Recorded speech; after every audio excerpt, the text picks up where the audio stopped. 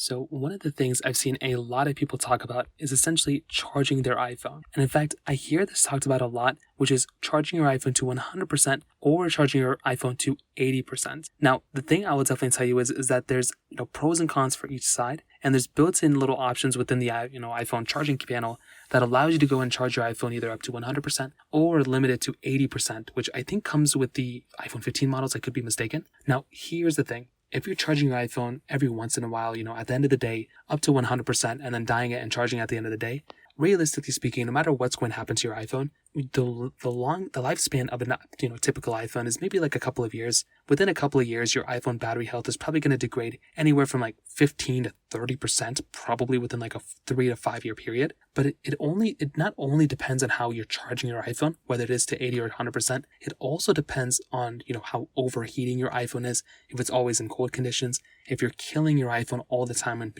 charging the battery back up. There's a lot of factors that go into your battery health of your iPhone. Now, one of those things is basically the optimized battery charging versus the 100% battery charging and 80% limit. The thing I will tell you is that if you're using your iPhone normally, like with normal conditions, you're not overheating it all the time, and you're not degrading the battery in other ways, you could just enable either optimized battery charging or just enable it to none, and you're probably not going to experience too many issues. I feel like for the duration, for a lot of iPhones that I've owned, I'm killing these iPhones a lot. I'm just kind of letting them kind of die out normally as they normally would. And I'm not really experiencing a bunch of crazy issues. I genuinely do feel like it's a very, very, decent way of just using your iPhone is to either enable none or to optimize battery charging. But if you're planning on keeping your iPhone for 5 to 10 years, you're planning on keeping it for a very, very long amount of time, or if it's your only device that you do everything with, and if you're around a charger a lot and you're able to charge, keep it charged up all the time, and if you're never killing your iPhone, even with an 80% limit,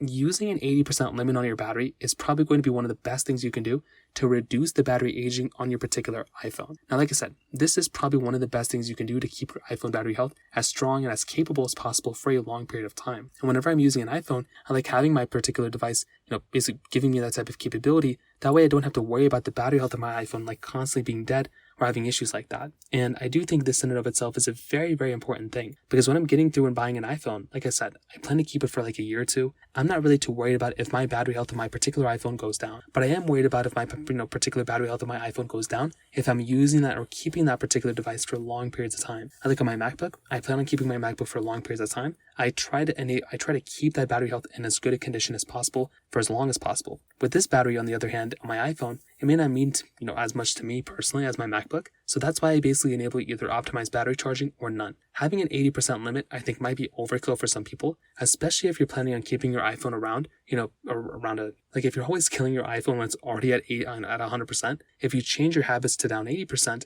then of course that's going to be better for your battery health, but it can also cause some issues long term for some other stuff too. So I say that to say, in my personal opinion, the best thing you can probably do for the most part is to keep your iPhone, at genuinely at around 100% if you want to, and then killing it throughout the day and charging back up. 80% limit is just one way to keep your battery health on your iPhone as strong as possible and as capable as possible for a long period of time. But you don't really have to do that. I genuinely do think you can just go ahead and, be careful with overheating your iPhone, just not killing it all the time and then keeping it in pretty, warm conditions. I think that's probably one of the best ways you can keep your iPhone, at a decent battery health as well. So take it as you will. But I generally do think if you're already, if you're keeping your iPhone battery life, at around 30 to, 50% when you're ending the day, then I think the 80% limit is fine. But if you're already killing your iPhone and it's already dying, you might as well just turn on 100%, battery life, or turn on 80% battery, enable, the 80% limit, and then basically go ahead and, enable the low power mode if you want to. So that's basically how I see it. If you have any other thoughts or questions, let me know in the comment section below. Hit the like button, that would mean so much, but definitely hit that subscribe button. More importantly than everything else, I love every single one of you guys.